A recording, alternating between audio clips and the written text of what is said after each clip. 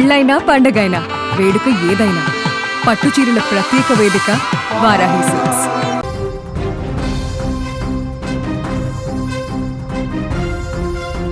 రంగారెడ్డి జిల్లా మోయినాబాద్లో farm house ఘటన ఇప్పుడు రెండు తెలుగు రాష్ట్రాలని ఉలిక్కిపడేలా చేస్తుంది. ఎందుకంటే ఒకవైపు డ్రగ్స్కు సంబంధించిన ఆనవాళ్ళు ఇక్కడ కనపడడం ఒకెత్తైతే అక్కడ కాల్పుల కలకలం కూడా రేగింది.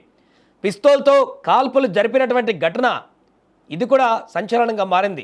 నిన్న రాత్రి కాల్పుల శబ్దాలతో దద్దరిల్లిపోయింది ఆ ప్రాంతం అంతా కూడా.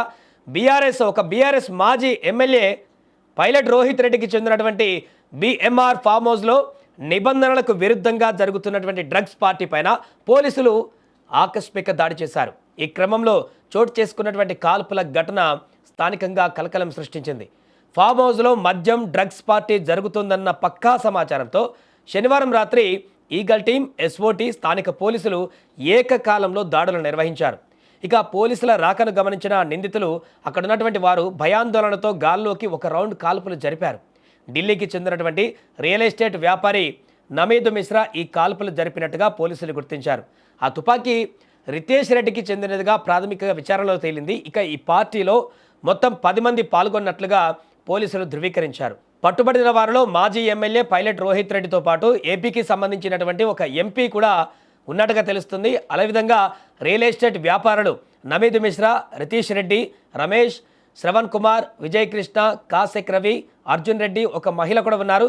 వీరంతా వీకెండ్ పార్టీ కోసం వివిధ ప్రాంతాల నుంచి ఇక్కడికి ఫామ్ హౌస్కి చేరుకున్నట్లుగా తెలుస్తోంది. ఇక పోలీసులు ఘటనా స్థలంలోనే డ్రగ్ టెస్ట్ కిట్లతో పరీక్షలు నిర్వహించగా రోహిత్ రెడ్డి, నమీద్ మిశ్రా, రితేష్ రెడ్డి, కాశిక్ రవి, అర్జున్ రెడ్డిలకి పాజిటివ్గా తేలింది.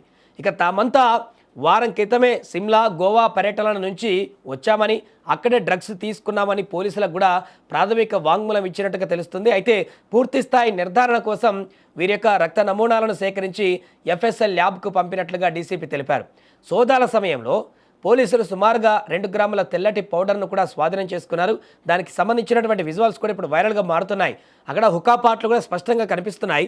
వారు తీసుకొచ్చినటువంటి కొన్ని లిక్విడ్కి సంబంధించినటువంటి కవర్ ప్యాకెట్లతో పాటుగా ఈ యొక్క పౌడర్కి సంబంధించినటువంటి ప్యాకెట్స్ కూడా అక్కడ కనిపించాయి. కాబట్టి ఖచ్చితంగా ఏదైతే డ్రగ్స్ పార్టీ అని చెప్పడానికి ఆ విజువల్స్ ఉన్నటువంటి సంకేతాలు కూడా మనకు కనిపిస్తున్నాయి.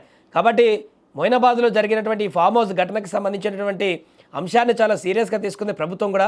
ఇప్పటికే డ్రగ్ ఫ్రీ తెలంగాణ చేయాలంటూ రేవంత్ రెడ్డి సర్కార్ క్రియాశీలకంగా పనిచేస్తున్నారు. చాలా సందర్భాలలో వీటిపైన సీరియస్ యాక్షన్ తీసుకున్నారు.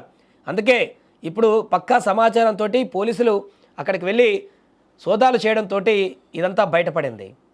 బయటకు రావడానికి ఈ ఏరియాలో వచ్చి ఫామ్ హౌసెస్లో ఎంజాయ్ చేసి వెళ్ళిపోతారు. బట్ ప్రతి దానిలో ఈ విధంగా ఉంది ఆర్ డ్రగ్సే వాడుతున్నారు అనేది మనం ఏదైనా వచ్చి బయటికి రావడానికి ఈ ఏరియాలో వచ్చి ఫామ్ హౌసెస్లో ఎంజాయ్ చేసి వెళ్ళిపోతారు. బట్ ప్రతి దానిలో ఈ విధంగా ఉంది ఆర్ డ్రగ్సే వాడుతున్నారు అనేది మనం ఏదైనా వచ్చినా ఇమీడియట్లీ యాక్షన్ తీసుకుంటున్నాము. నెగటివ్ వచ్చిన వాళ్ళను పంపించేస్తున్నారా, పాజిటివ్ వచ్చిన వాళ్ళ మీద ఏంటి మనం చూస్తారా ఏంటి? అంటే ఇప్పుడు అందర్ కన్జంప్షన్ కింద వస్తారు. బికాజ్ మనకి స్మాల్ క్వాంటిటీ దొరికినాయి, అది కూడా రోహిత్ రెడ్డి వాళ్ళ డ్రైవర్ నుంచి దొరికినాయి మనకి. సో పెడ్లింగ్ కింద ఏం లేదు, కన్జంప్షన్ కూడా కింద ఉంది. 27 section 27 of NDPS act. So దానిలో మనం ఫర్దర్ కన్ఫర్మేషన్ కోసం అందరికీ, బికాజ్ డ్రగ్ టెస్ట్ కూడా టెస్ట్ కిట్ అప్పుడు పాజిటివ్ నెగటివ్ అయినా కూడా there are certain element of errors. So అందుకే ఖచ్చితంగా అది బ్లడ్ టెస్ట్ ద్వారానే కన్ఫర్మేషన్ చేయించాలి, FSL పంపించి.